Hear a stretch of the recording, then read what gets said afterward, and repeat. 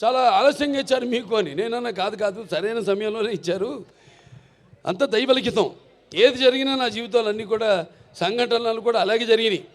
నేను అటు cancer Basavataraka Indo American cancer hospital research institute chairman అయితేనేమి, లేకపోతే ఇటు ఒక శ్రీరామ రాజ్యంలో రాముడిగా వేయడం ఏంటి, వేషం వేయడం ఏంటి, అలా ప్రతిదీ నా జీవితంలో ఎంతో సారూప్యం. నా నిజ జీవితంలో సంఘటనలకి, నేను సినిమాలు చేసిన పాత్రలకి ఎంతో సారూప్యం అలా కలిసి వచ్చింది నాకు. నేనన్నా లేదు, ఇదే సరైన సమయం. ఎందుకంటే నాన్నగారిదేమో శత జయంతి జరుపుకున్నాం, ఆ తర్వాత నాకు వచ్చింది.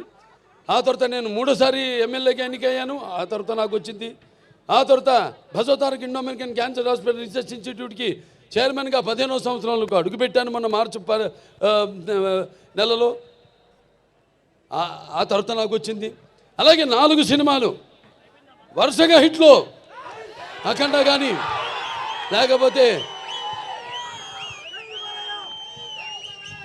వీరసింహారెడ్డి కానివ్వండి, నెలకొండ భగవంత్ కేసరి కానివ్వండి, ఆ తర్వాత డాకు మహారాజు కానివ్వండి, 4 సినిమాలు హిట్ల తర్వాత దాని తర్వాత 50 సంవత్సరాలుగా హీరోగా ప్రపంచంలో ఎవడు లేడు.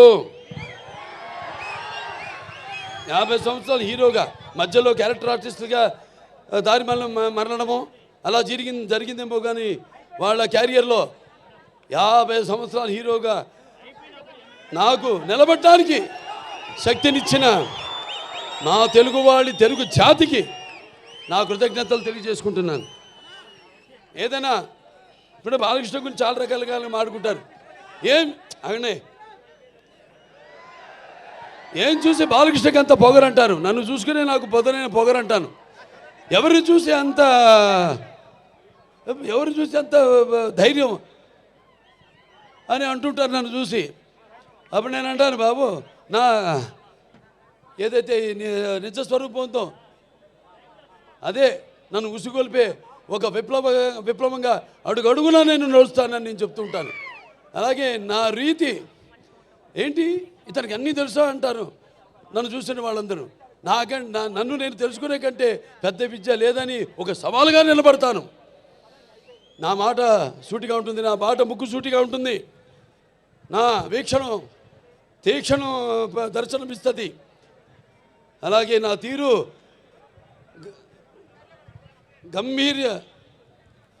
ఒక గాంభీర్య రూపంగా వెలుగుతూ ఉంటుంది. నన్ను మీరందరూ ఒక సినిమా నటుడుగానే కాదు నాకు తెలుసు. ఎందుకంటే నాలో ఉన్న ఒక మానవత్వం అయితేనేమి, నా వ్యక్తిత్వం అయితేనేమి, నాలో ఉన్న నీతి నిజాయితీ నిబద్ధత అయితేనేమి, లేకపోతే నాలో ఉన్న నిష్కల్మషం అయితేనేమి, వీటిలన్నిటితో ఇప్పుడే కాదు ఇంకా ముందు తరాలు కూడా నా అభిమానులు పుడుతూనే ఉంటారు. అంటే ఆత్మాభిమానమే నా చిరునామైనప్పుడు ఆత్మవిశ్వాసంతో నిలువెత్తుగా నేను నిలబడతానని మీ అందరికీ తెలియజేసుకుంటున్నాను. అదే మీరు హిందూపురం ప్రజలందరూ కూడా అవే చూపారు. మీరు కూడా ఆదరాభిమానాలు ఏదైతే నేను నాలో ఉన్న కోణాన్ని చెప్పాను, కోణాలన్నీ అలాగే మీరందరూ కూడా ఆ నీతి నిజాయితీ నిబద్ధత, ఆ నిష్కల్మషం, ఆ నా వ్యక్తిత్వాన్ని గౌరవించి ఆదరించి మీరందరూ కూడా 3వసారి ఒక నటుడైనంత మాత్రాన ఎమ్మెల్యే అవ్వాలని లేదు. వరుసగా ఎంతోమంది వచ్చారు రాజకీయాల్లోకి, ఇవాళ నామరూపాలు లేకుండా పోయారు, అడ్రస్ లేకుండా పోయారు. కానీ ఇవాళ ఇక్కడ పనులు చేశాం కాబట్టి నన్ను గెలిపించారు. ఊరికేదో సినిమా యాక్టర్ లేకపోతే రామారావు అబ్బాయి అయినంత మాత్రాన పనులు చేయాలి. ఎంతో కొంత మనం సమాజానికి కూడా మన వంతు బాధ్యత ఉంది ప్రతి ఒక్కరి మీద.